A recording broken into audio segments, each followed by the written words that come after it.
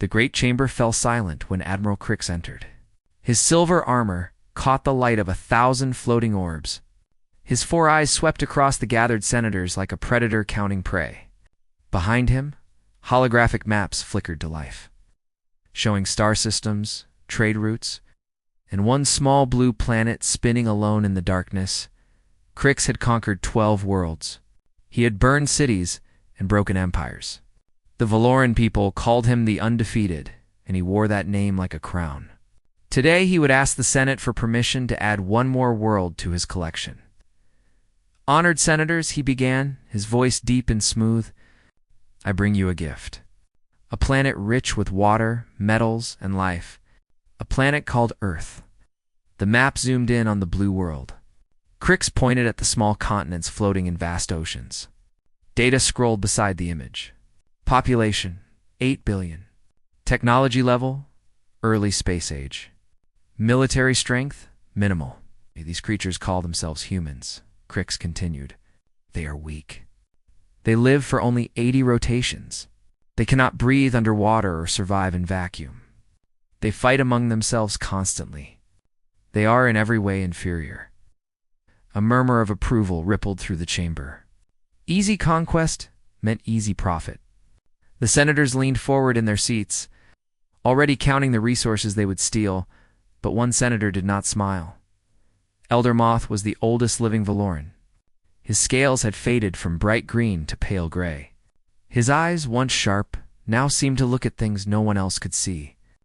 He had served in the Senate for 300 years, and in all that time had spoken perhaps a dozen words. Now he rose from his seat. The chamber went quiet. Even Crix stopped speaking. When Elder Moth spoke, the galaxy listened. "I object," the old senator said. His voice was dry like wind through dead leaves. "I object to this mission." Crix forced a polite smile. "May I ask why, Elder?" "Because of what happened to the Dreyfus?" The name hung in the air like poison. Some of the younger senators looked confused, but the older ones went pale. Crix noticed their fear and felt his own smile falter. "The Dreyfus were a myth," Crix said carefully. "A story to frighten children." "I was there," Elder Moth replied. 3,000 years ago, when I was young and foolish like you. The Dreyfus were real. They were the greatest empire the galaxy had ever seen. 40,000 warships. 200 billion soldiers. They ruled half the known universe." He paused, letting the numbers sink in. "And then they found Earth." The holographic map flickered. For a moment, the blue planet seemed to glow brighter. "They sent their entire fleet," Elder Moth continued. "Every ship, every soldier. They expected easy victory. The humans were primitive then. No space travel. No advanced weapons. Just sticks and stones and fire." "What happened?" a young senator asked. Elder Moth turned his ancient eyes toward her. "No one knows. No ship returned. No message came back. 40,000 warships entered that solar system, and not one ever left. The Dreyfus Empire collapsed within a generation. Without their fleet, their enemies devoured them. And Earth remained untouched, undefeated, silent." The chamber was deathly quiet now. Crix laughed, but the sound was hollow. A fairy tale. The Dreyfus probably encountered a black hole or a plague. There is no evidence that humans destroyed them. "There is no evidence of anything," Elder Moth said. "That is precisely what frightens me. An entire fleet vanished without a trace. No distress calls. No survivors. Just silence. And you want to send our ships into that same silence." "Things are different now," Crix insisted. "We have better technology, better weapons, better intelligence. My scouts have studied Earth for years. These humans are divided and weak. They spend more time fighting each other than preparing for outside threats. The Dreyfus thought the same thing." Crix slammed his fist on the podium. "I am not the Dreyfus. I have never lost a battle. I have never retreated. My fleet of 12,000 ships will crush these humans in a single rotation. We will take their planet, their resources, and their people. and we will prove that the great Admiral Crix fears nothing in this galaxy." The senators began to murmur again. Fear was fading. Greed was returning. Crix could see them calculating profits once more. Elder Moth shook his head slowly. "Pride," he said softly. "That is what killed the Dravith. Pride and ignorance. They could not imagine losing to such a small, weak species. And so they lost everything." He turned and walked toward the exit. At the door, he paused and looked back at Crix. "When your ships reach Earth, Admiral, remember my words. Those humans have survived ice ages, plagues, and countless wars against each other. They have been forged by suffering you cannot imagine. They do not surrender. They do not give up. They fight until they win or until nothing is left. And something that refuses to die is the most dangerous thing in any universe." With that, he was gone. The Senate voted moments later. The invasion was approved by overwhelming majority. Only 3 senators voted against it. The rest were already dreaming of wealth and glory. As Crix prepared to leave, a young officer approached him. Scout Yen was small and nervous, with quick eyes that missed nothing. He had spent 2 years observing Earth from the edge of their solar system. Admiral Yen said quietly, "There is something you should know. Speak." "The humans have detected our approach. Long-range sensors picked up their communications. They know we are coming." Crix smiled. "Good. Let them tremble. That is the problem, sir." Jen's voice dropped to a whisper. "They are not trembling. They are not running. They are preparing. Every nation on that planet has stopped fighting each other.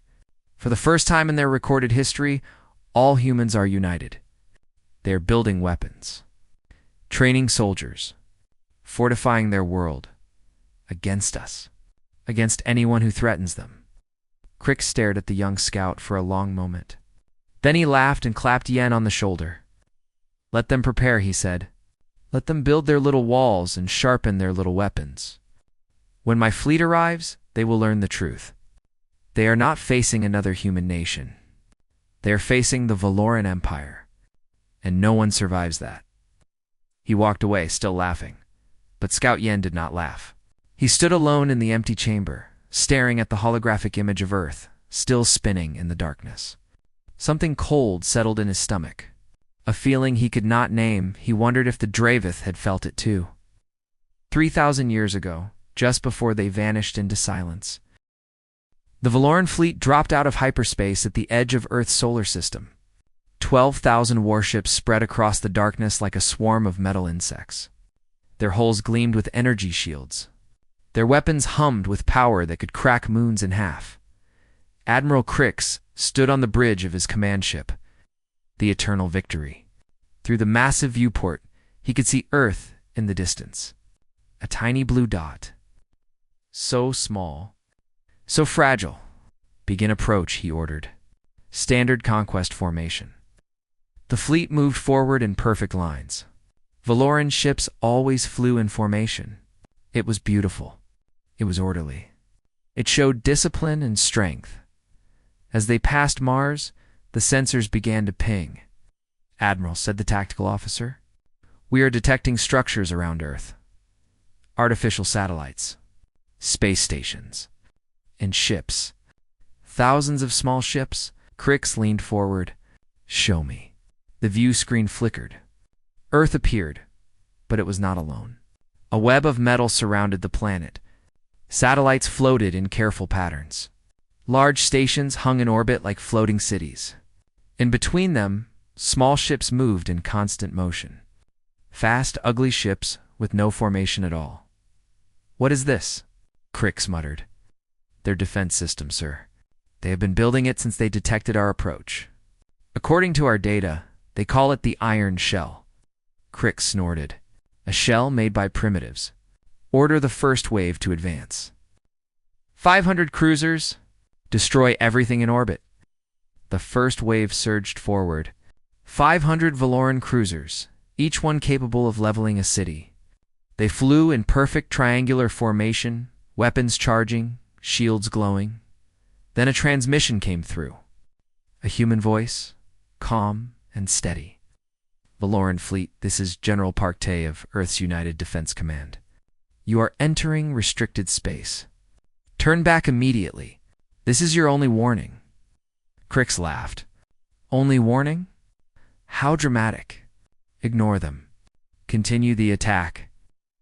The first wave reached Earth's orbital perimeter, and then everything went wrong. The human ships did not fight in formation. They scattered like frightened birds, then regrouped in random clusters. They darted between the Valoran cruisers, too fast to track, and they fired weapons that made no sense. No energy beams, no plasma cannons. Just metal. Chunks of metal flying at impossible speeds. The first cruiser was hit by a projectile the size of a small vehicle. It punched through the shields like they were made of paper. It tore through the hull and came out the other side. The ship split in half and exploded. What weapon was that? Crix shouted. Kinetic accelerator, sir. They call it a railgun. It fires solid metal using magnetic fields. More cruisers were dying now. The railguns hit them from every angle, but there was something else too. Small objects that flew on their own, changing direction, chasing ships that tried to run. Missiles, sir. Self-guided missiles. They have their own targeting systems. Some appear to be controlled by artificial intelligence. In 6 minutes, all 500 cruisers were destroyed. Not damaged. Not retreating, destroyed. Completely, the bridge of the eternal victory was silent. Crix stared at the view screen. Debris floated where his first wave had been. Human ships moved through the wreckage, already returning to formation. If it could be called formation, they still flew in that chaotic, unpredictable pattern, Admiral said Scout Yen quietly. Perhaps we should reconsider. Crix spun around, his eyes blazing. Reconsider? I am Admiral Crix. I do not retreat from primitives. He turned back to his officers. Send the second wave. 1,500 ships. Spread formation. Approach from multiple vectors. Overwhelm them with numbers. The second wave launched. This time, the ships did not fly together. They scattered across space, approaching Earth from every direction. Surely the humans could not fight everywhere at once. But they could, Lieutenant. Kim Yuna sat in the tactical center of Earth's flagship, the Defiance. Screens surrounded her, showing the entire battle space. She watched the second wave approach and smiled. They are adapting, said the captain beside her. Spread formation this time. Does not matter, Yuna replied. Look at how they move. Still predictable. Still patterned. They cannot help it. Order and symmetry are built into their thinking. She pressed a button. All fighter wings, engage protocol chaos. Asteroid teams, go loud. Civilian reserve, you are cleared hot. The battle that followed was unlike anything the Valorans had ever seen. Human fighters emerged from asteroid fields where they had been hiding for days. Drones controlled by AI attacked in swarms, crashing into ships like angry insects. Old cargo ships, rebuilt with weapons, flew directly at Valoran cruisers and opened fire at point-blank range. There was no pattern. No formation. No rules. The Valorans tried to respond, but their training worked against them. They expected enemies to fight a certain way. The humans did not. A cruiser would prepare to face 3 fighters, and suddenly 10 would appear from behind. A battleship would target a large station, only to be hit from below by a submarine-shaped vessel that had been drifting among the debris. 12 minutes later, the second wave was gone. On the eternal victory, alarms blared. Officers shouted reports. Damage assessments scrolled across screens. 2,000 ships lost in less than 20 minutes. Crix stood frozen, his mind unable to process what was happening. They do not fight like soldiers, he whispered. They fight like animals. Scout Yen stepped closer. No, Admiral. They fight like survivors. Their history is filled with war, not conquest. Survival. They have spent 10,000 years learning how to kill things stronger than themselves. Possible. We have conquered 100 species. None have resisted like this. Those species fought for territory, for honor, for resources. Yen's voice was steady but quiet. Humans fight for something else. They fight because they refuse to die.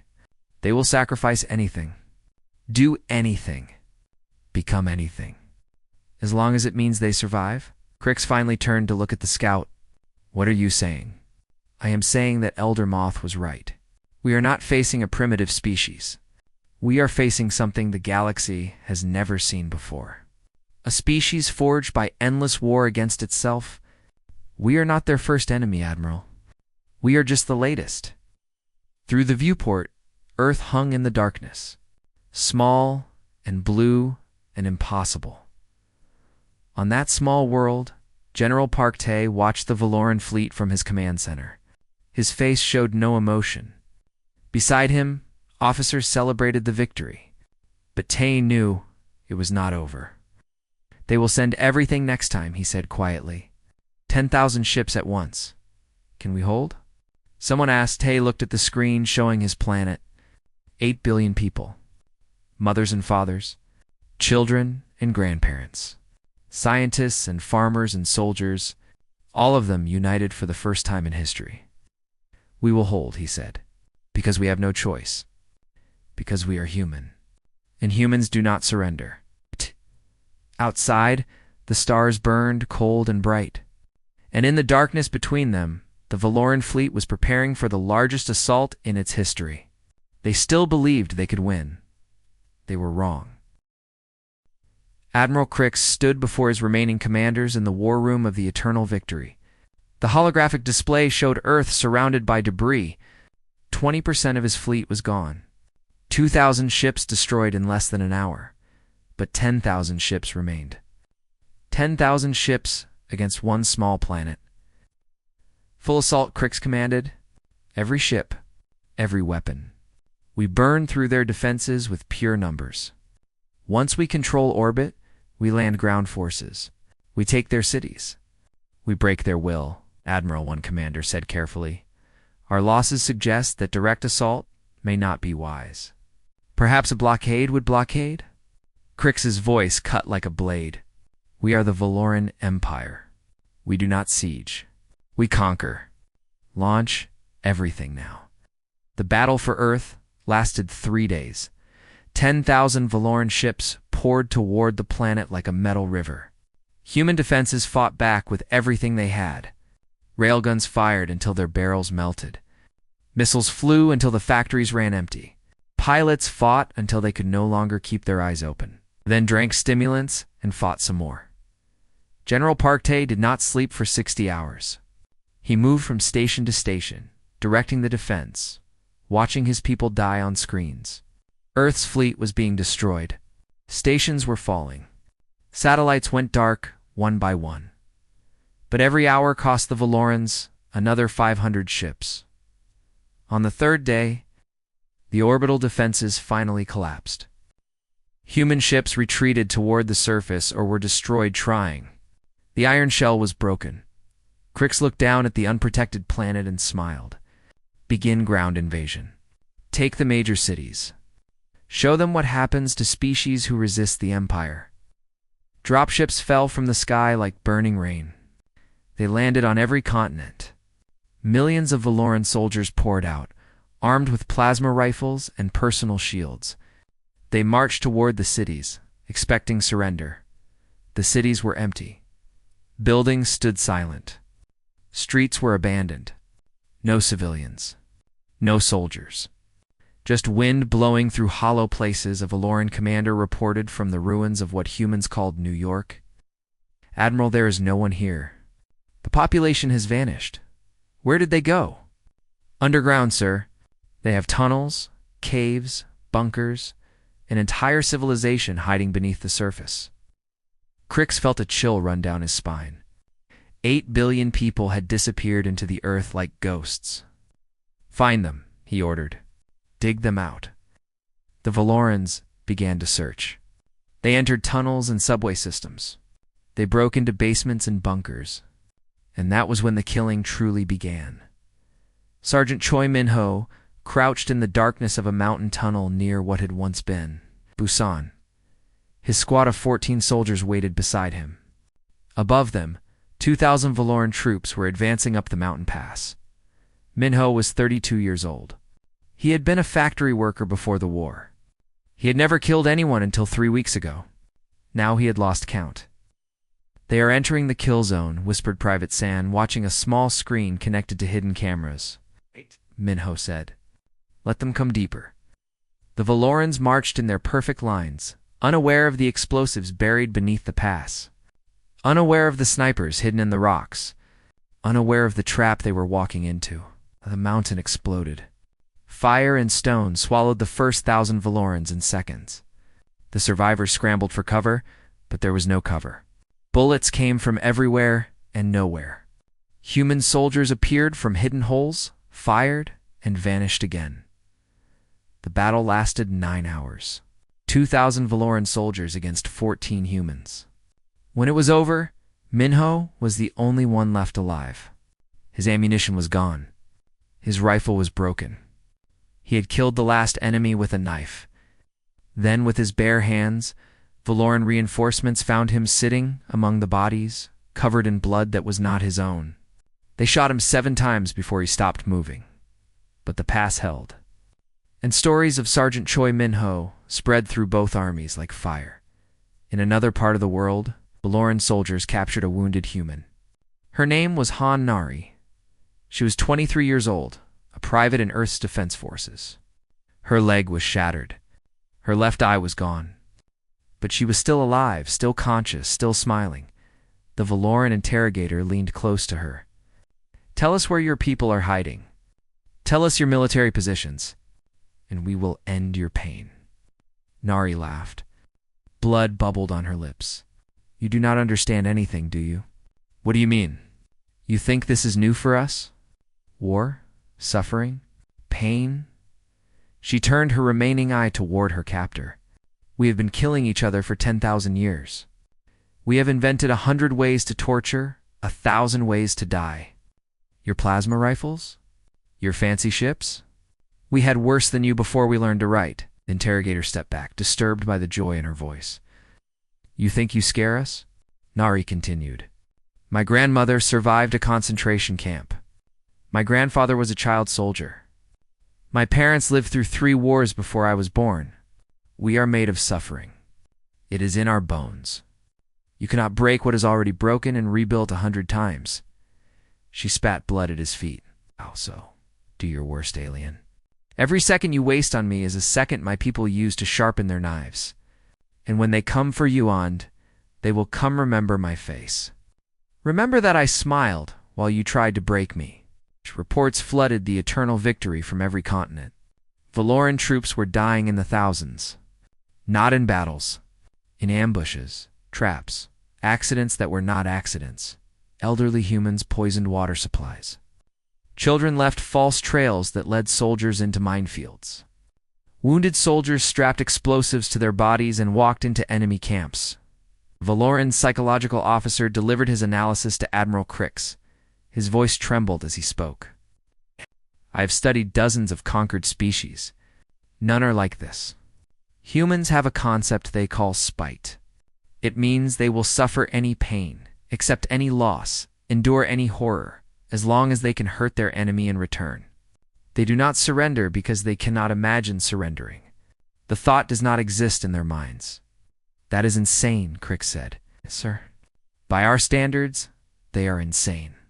But that insanity makes them the most dangerous enemy we have ever faced. They do not need hope to fight. They do not need victory. They only need the chance to make us bleed." Crix stared at the holographic map of Earth. Red markers showed Valoran positions. Every hour, more markers disappeared. "What are they?" he whispered.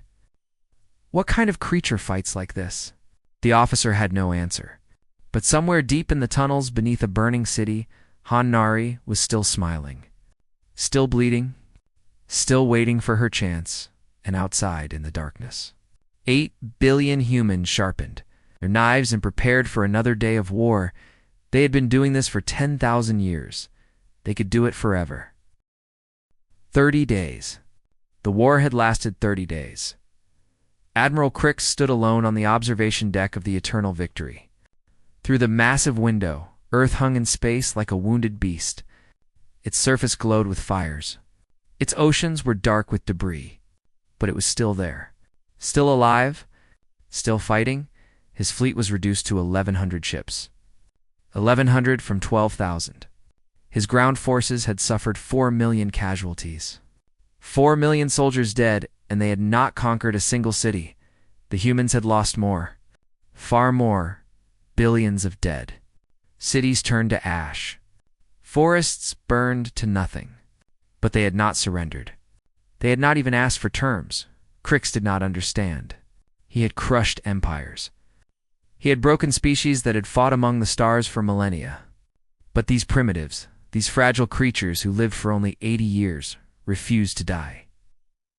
Admiral Scout Yen entered the observation deck, his voice quiet. "We have received a message from the Senate." "What do they want?" "They are ... concerned. Senators are asking questions. Some are calling for withdrawal." "Withdrawal?" Crix turned, his eyes burning. "We have come too far to retreat. Sir, we have lost 90% of our fleet. If we withdraw now, we still have 1,100 ships. We can rebuild. We can return stronger and admit defeat to these insects." Crix shook his head. "No. I would rather die than crawl home beaten by a species that cannot even leave its own planet." Yen said nothing. But in his eyes, there was something that might have been pity, far below. On what remained of Earth's surface, Captain Siogaho gathered his officers aboard the hidden carrier Resurrection. The ship floated beneath the waves of the Pacific Ocean, one of the few human vessels still operational. Its hull was patched with salvaged metal. Its weapons were nearly empty. Its crew had not slept in days. "We have a plan," Jiho announced. His voice was rough from smoke and exhaustion. "Intelligence has identified the location of Crix's command ship, the Eternal Victory. If we destroy it, the enemy fleet will fall into chaos." "How do we reach it?" asked one officer. "They have 1,000 ships between us and that target." He created distraction. "Every remaining fighter, every drone, every piece of equipment we have left, all of it, launches at once. We make them think this is our final counterattack. In the confusion, one ship gets through. One ship." Jiho nodded slowly. "One ship loaded with nuclear warheads. Enough firepower to crack a moon. It flies directly into the command ship and detonates." The room went silent. Everyone understood what this meant. The pilot of that ship would not return. "I am looking for a volunteer," Jiho said. "Someone willing to make sure these invaders never forget what happened here." A hand rose in the back of the room. Lieutenant Buchanan stepped forward. She was 26 years old, small and thin, with short black hair and eyes that had seen too much death. She had been an academy instructor before the war. Now, she was the last surviving pilot from her squadron. "I will do it," she said. Jiho looked at her for a long moment. "You understand there is no coming back?" "I understand why." Hannah thought about the question. She thought about her students who had died in the first wave. She thought about her younger brother, who had been on one of the space stations when it fell. She thought about the burned cities and the empty schools and the silence where there used to be laughter. "'Cause they will remember this," she said finally. "Every species in the galaxy will hear what happened here. A small planet that refused to die. A small species that broke the greatest fleet in the universe. And no one will ever try this again." She smiled. And it was not a sad smile. "I do not mind dying if it means my people never have to fight this war again." The operation launched at dawn. Earth time. Every human ship that could still fly rose from hiding places across the planet. Fighters burst from underwater hangars. Bombers emerged from mountain caves. Even civilian vessels, cargo ships and passenger liners rebuilt with weapons, joined the swarm. It was not an organized attack. It was chaos. Beautiful, terrible chaos. The Valoran fleet scrambled to respond. Ships broke formation to chase human fighters. Commanders shouted conflicting orders. For the first time in the war, the perfect Valoran lines fell apart, and through the chaos, One small ship slipped unnoticed. Hannah flew alone, her vessel painted black, its engines running silent. Around her, the battle raged. She watched human ships die by the dozens. She saw friends from the academy burn in the darkness. But she did not stop. She could not stop. The eternal victory grew larger in her view screen. It was massive, a floating fortress of metal and weapons. But it had a weakness. Every ship did. She opened a communications channel. "Admiral Crix," she said calmly. "This is Lieutenant B. Canna of Earth's Defense Force. I want you to see what is coming." On the command ship, alarms began to scream. Officers pointed at screens showing a small vessel approaching at impossible speed. Crix stared at the image, his four eyes widening. "Shoot it down," he roared. "All weapons, fire." Plasma bolts filled the space around Hannah's ship. Her shields failed almost immediately. Her hull was torn by dozens of impacts. Warning lights painted her face red, but she kept flying at the last moment. A transmission came through from Earth. General Parkte's voice. Calm and cold. "We told you to turn back." Hannah smiled as her ship struck the Eternal Victory's shields, broke through them, and buried itself in the command ship's core. The explosion lit up the sky of Earth like a second sun. The Eternal Victory came apart in pieces, its massive hull splitting into a million fragments. Admiral Crix had one moment of understanding before the fire took him. One moment to realize that Elder Moth had been right all along. Then he was gone. And the Valoran fleet was without a leader. Panic spread through the remaining ships. Commanders who had never made decisions without orders froze at their stations. Some vessels fled immediately, jumping to hyperspace without waiting for others.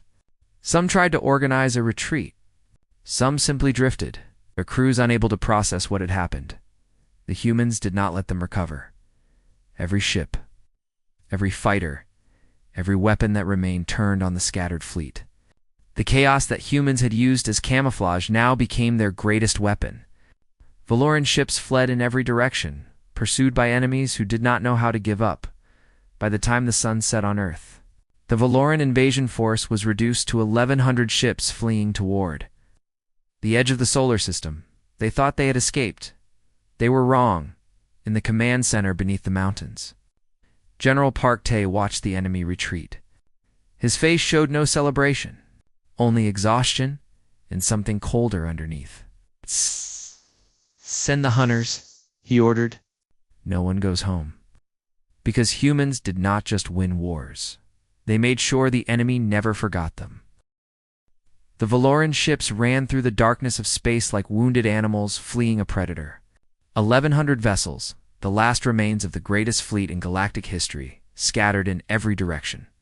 They ran toward distant stars. They ran toward home. They ran toward anywhere that was not Earth.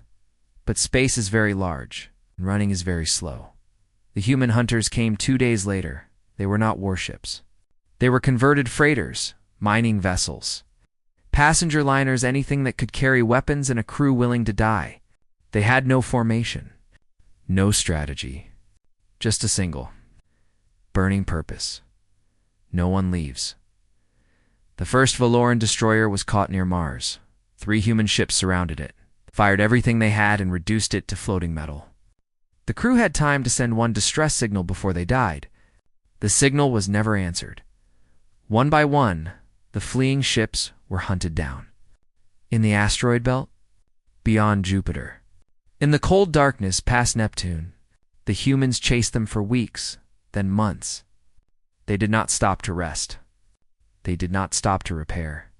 They simply followed and killed.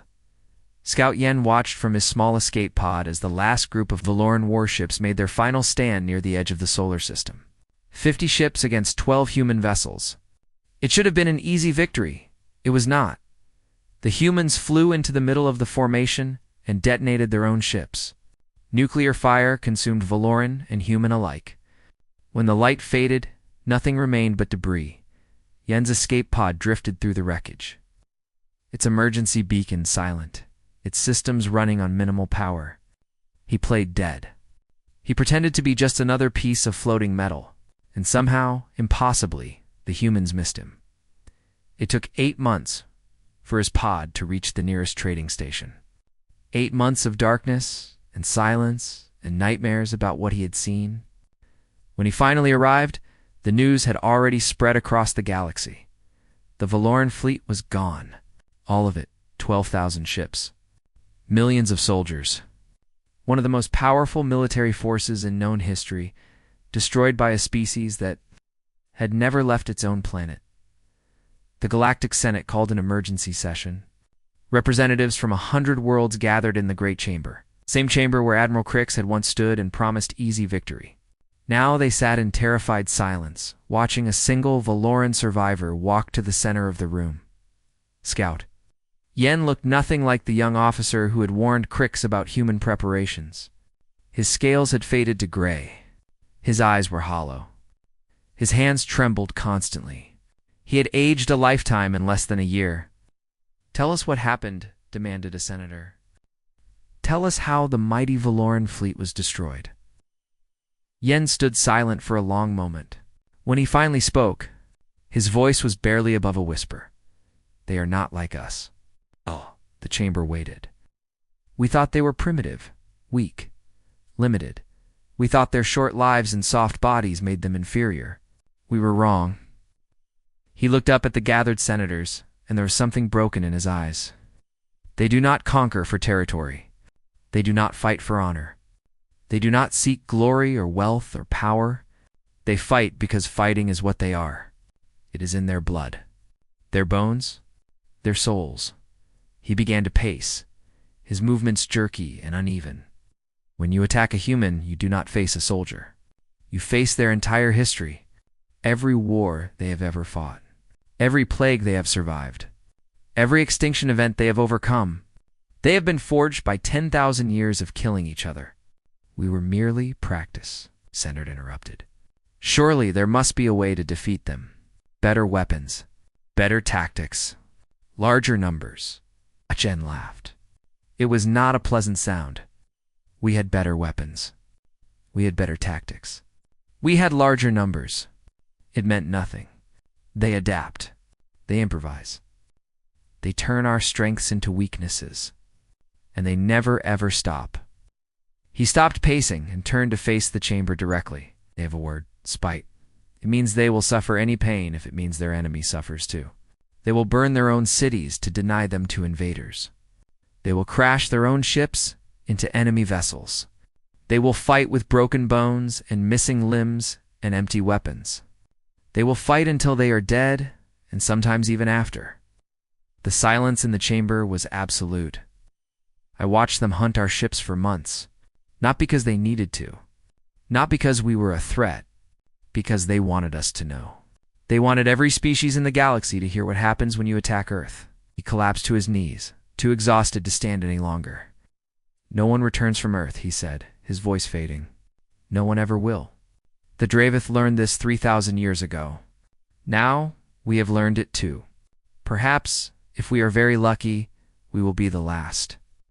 The Senate voted unanimously to add Earth to the Forbidden Zona, list of planets that no species was ever to contact under any circumstances.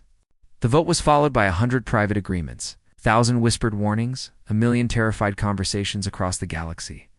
Earth became a legend, a ghost story told to frighten young soldiers. A warning carved into the walls of military academies: do not go there. Do not contact them. Do not give them a reason to notice you, because if you do, they will come for you, and they will not stop until you are gone. 1 year after the war ended, Anade stood on a hill overlooking New Busan. The city was being rebuilt. Cranes moved against the sky. Machines cleared rubble from the streets. People walked through parks that had once been battlefields. Neris's wounds had healed mostly. She wore a patch over her missing eye. Her legs still hurt when it rained. But she was alive, and that was more than most could say. A child ran up the hill toward her. A little girl, maybe 6 years old, with curious eyes and skinned knees. "Excuse me," the girl said. "Are you a soldier?" Did you fight the aliens?" "I did." The girl looked up at the sky, at the stars beginning to appear in the evening light. "Will they come back?" Nari thought about the question. She thought about the Valoran fleet burning in space. She thought about Scout Yen's testimony broadcast across the galaxy. She thought about the fear that now surrounded Earth like an invisible shield. Then she smiled. Let them try. The girl smiled too, not really understanding, but feeling safe anyway. She ran back down the hill to her parents, who were helping with the reconstruction. Nar stayed a while longer. Somewhere out there, civilizations were telling stories about her planet. About the small blue world that swallowed fleets whole. About the fragile species that had broken the unbreakable. Let them tell their stories, she thought. Let them remember, because Earth would be here, waiting, ready. And if anyone ever came again, they would learn the same lesson the Valorans had learned. The same lesson the Dravith had learned 3,000 years before. No one returned after battling humanity. No one ever would.